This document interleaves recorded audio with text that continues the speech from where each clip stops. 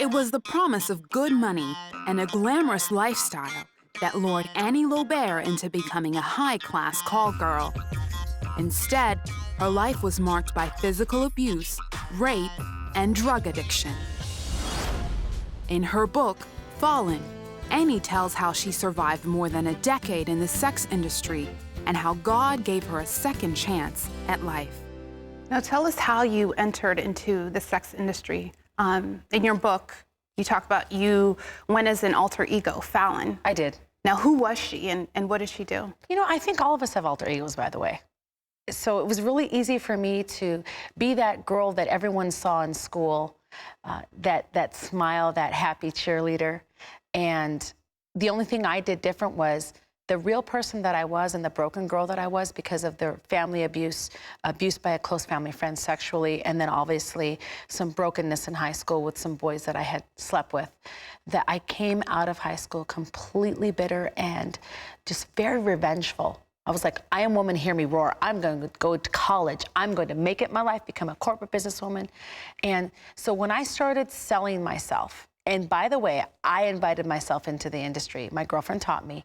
There was no sex trafficker to lure me, even though she was lured by a sex trafficker. In the very beginning, I was free, I was strong, I was independent, smart, articulate, intelligent. And Fallon was the name I chose because of a show on television. A lady was named Fallon, and she was beautiful, articulate, sexy, chic, and I wanted to be her. And for me to do what I did, see, when you sell yourself, a piece of you dies. A piece of your soul and spirit gets taken with you every time you sell yourself. So you become this very, very insecure, afraid person that starts to slowly hate yourself. So you cover it up, you wear a mask, and her name was Fallon. Now, as you mentioned, you entered the industry because of money. And actually, you wanted to pay for college. I did. But what you thought you could control actually ended up controlling you, and you went through hell. You were abused, you were raped, you were held at gunpoint, you went to jail. And, you know, for someone listening who is thinking of entering the sex industry because of money, what would you tell them? I think money is such a lie. And materialism, you could never take anything that you accumulate with money with you. Okay, your nice clothing, your beautiful hair, your nice car, your jewelry, your house, and even your career, making a lot of money. It is so fleeting. Fast money made quickly is actually a curse. And when you learn how to make fast money, what I would say to someone out there that wants to enter this industry is it's a dangerous trap because it's like quicksand. Once you step your foot in the pool of money, it sucks you in because it gives you power, it gives you control, it gives you this false sense of security that will be stripped away basically overnight if you're not careful.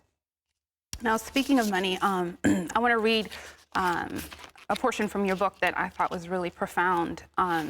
It was actually a turning point in your story. And you said, money will never love you back, no matter how hard you try to make it.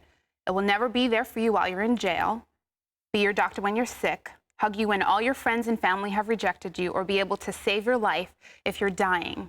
Only Jesus can do that. Now, how did Jesus do that? I never thought that Jesus loved me the whole time I was selling myself. And I think that's what happens to a lot of us when we sell ourselves. And we don't have to be prostitutes to understand this. We don't have to be sex trafficking victims to understand that the reason why we do this to ourselves is because we don't believe God loves us.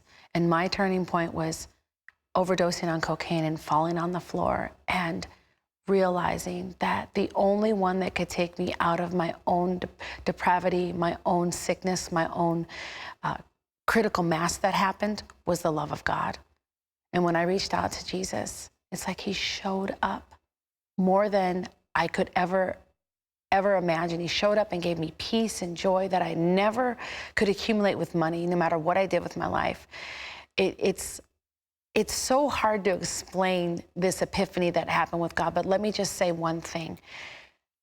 I became the most happiest girl on the earth when I accepted him into my heart and surrendered fully.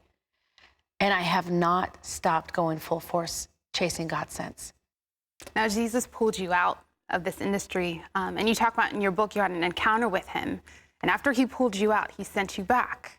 Now tell us about your organization and what you're doing with girls now.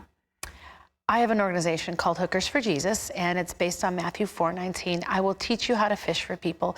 The first 4 disciples were fishermen, so what a perfect name, especially since my past, I used to be a hooker. So it has a dual meaning.